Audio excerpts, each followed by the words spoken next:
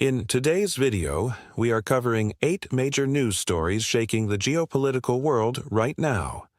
First, Trump threatened to suspend military aid to Ukraine unless Europe joined the Ormuz coalition. Second, Trump says he is considering pulling the United States out of NATO amid the Iran war dispute. Third, France says NATO was not built for Strait of Ormuz operations. Fourth, the UAE announces it will join the military effort at Ormuz while Iran fires 2,500 missiles at Dubai. Fifth, the UK will host a meeting of 35 countries on reopening the Strait of Ormuz. Sixth, Britain's first Sea Lord admits the Royal Navy is not ready for war. Seventh, an F-35 crashes at the Nevada Test and Training Range. And eighth, Japan sends $1.3 billion to Ukraine, funded by profits from frozen Russian assets. Hello, everyone. I am Michael, and if you are interested in these news stories, stay until the end of the video to understand each one of them. Here on our channel, all news is real and verified. Sources are in the description. The situation around the Strait of Ormuz is escalating at a speed that is difficult to keep up with, and the decisions being made right now will have consequences that stretch far beyond the Middle East. According to the Financial Times, President Donald Trump threatened to cut off military equipment supplies to Ukraine's NATO Priority Requirements List initiative, known as PEARL, unless European allies agreed to join a coalition to reopen the Strait of Ormuz. That is not a minor ultimatum. PEARL is the mechanism through which European nations collectively purchase weapons for Ukraine, and threatening to walk away from it means threatening to collapse the entire Western military supply chain to Kyiv. The initial American request for NATO naval support was flatly rejected, with multiple countries saying participation would be impossible while the war continues. But after Trump made the threat explicit and NATO Secretary General Mark Rutte pushed hard for a unified response, France, Germany, and the United Kingdom published a joint declaration on March 19th expressing readiness to contribute to efforts ensuring safe passage through the strait. Officials with knowledge of the discussions told the Financial Times that the declaration had to be written so quickly that some countries did not even have time to sign it initially, joining only afterward. And here is where the situation becomes even more dramatic. On April 1st, in an interview with The Telegraph, Trump said openly that he is seriously considering pulling the United States out of NATO altogether. He called the alliance a paper tiger and claimed that Russian President Vladimir Putin shares that view. Trump reminded his interviewer that during the Russia-Ukraine war, the United States showed up while others did not, and said that Ukraine's problems were never America's to solve.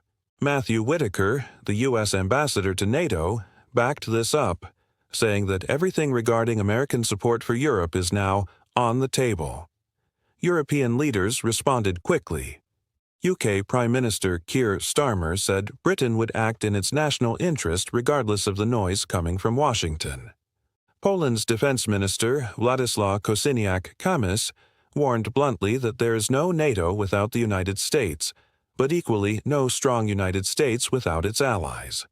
Finland's President Alexander Stubb, considered one of Trump's closest contacts among European leaders, said he had a constructive conversation with the American president covering NATO, Ukraine, and Iran. France, for its part, drew a very clear line.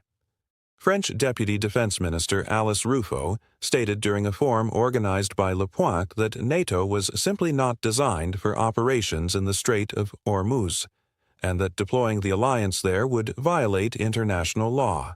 She reminded the room that NATO is a collective defense alliance focused on the Euro-Atlantic area, not a force projection tool for the Gulf. Ruffo said France preferred non-offensive means to restore freedom of navigation, acknowledged American frustration, and emphasized that European defense must grow within the Atlantic Alliance, not outside it. Meanwhile, the United Arab Emirates have completely reversed their strategic position. A country that as recently as February was serving as a diplomatic bridge between Washington and Tehran is now pushing for a military coalition to seize Iranian-controlled islands and forcibly reopen the Strait of Ormuz. The reason for this dramatic shift is not abstract.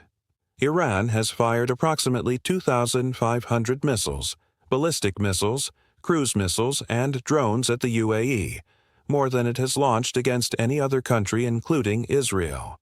These strikes hit airports, hotels, and flight corridors in Dubai. The Emirates airline issued a ban on Iranian nationals entering or transiting the country. The Iranian hospital and the Iranian club in Dubai were shuttered by government order. Real estate values fell, tourism collapsed, and workers lost their jobs. Emirati diplomats are now in contact with military powers across the United States, Europe, and Asia, urging coalition formation. They are also pressing the United States to seize Abu Musa Island, an island claimed by the UAE and controlled by Iran for the past 50 years. The UAE brings real military assets to any potential coalition: F-16 fighter jets, surveillance drones, and stockpiles of American-supplied munitions. Their deep-water port at Jebel Ali and their geographic proximity to the strait make them a critical partner for any operation. Bahrain, home to the U.S. Navy's Fifth Fleet, is sponsoring a UN Security Council resolution on the matter, with a vote expected Thursday. Russia and China may veto it. France is pushing an alternative version. Emirati officials told the Wall Street Journal that even a failed vote would not stop them from joining a military effort. In London, Prime Minister Keir Starmer announced that Foreign Secretary Yvette Cooper will host a virtual meeting with representatives from 35 countries on Thursday to assess options for reopening the Strait of Ormuz. Starmer was direct. This will not be easy. The meeting will evaluate diplomatic and policy options and will be followed by military planning discussions on how Allied naval capabilities could be deployed once active combat ends. The UK, France, Germany, Italy, Japan, and the Netherlands are among the nations that signed the recent declaration expressing readiness to contribute to Ormuz security. Trump, for his part, blasted his allies on Truth Social, telling countries that cannot get aviation fuel because of the strait closure to either buy it from the United States or, in his words, get some guts, go to the strait, and just take it. On that point, Britain's own military leadership has now admitted something remarkable. First Sea Lord General Sir Gwyn Jenkins told Swedish newspaper Svenska Dagbladet that the Royal Navy is not prepared for war. His orders, he said, are to be ready by the end of this decade. When asked directly whether that means the Navy is not ready now, he said yes. He added that the Navy could conduct advanced operations at this moment if ordered to, but acknowledged it is not as prepared as it should be and that other NATO allies face the same problem. This admission came just days after Trump mocked Britain's 2 aircraft carriers as toys, and after U.S. Secretary of Defense Pete Hegseth sarcastically questioned whether there was still a powerful Royal Navy capable of helping secure the Strait of Ormuz. On a separate but significant note, an F-35 fighter jet crashed at the Nevada Test and Training Range on Tuesday. The pilot ejected and was found in good condition with only minor injuries. The aircraft had reported maneuvering problems around midday. No additional details about the cause have been released, but the incident draws attention at a moment when American air power is already stretched across multiple theaters of operation. Finally, on the Ukraine front, the country received nearly $1.3 billion in financial assistance from Japan through a World Bank program. The funds, confirmed by Ukrainian Prime Minister Yulia Sviridenko, were transferred to the state budget and will be used for social spending. This is the second tranche Japan has provided under the G7's Extraordinary Revenue Acceleration Mechanism, which uses profits generated from immobilized Russian sovereign assets to fund support for Ukraine. Japan's total budget support to Ukraine since February 2022 has now surpassed $10.7 billion, including more than $2.7 billion in outright grants.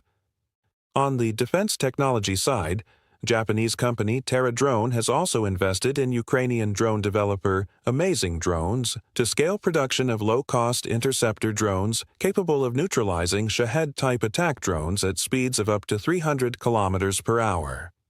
The world is moving fast, and the decisions being made this week at the UN, in Brussels, in London, and in Washington will define what the next phase of these conflicts looks like. What do you think? Is NATO heading toward a genuine fracture? Or is this still diplomatic pressure that will eventually resolve itself? Leave your answer in the comments below. If this kind of in-depth coverage matters to you, hit the like button, subscribe to the channel, and turn on notifications so you never miss an update. We will be right here watching every move.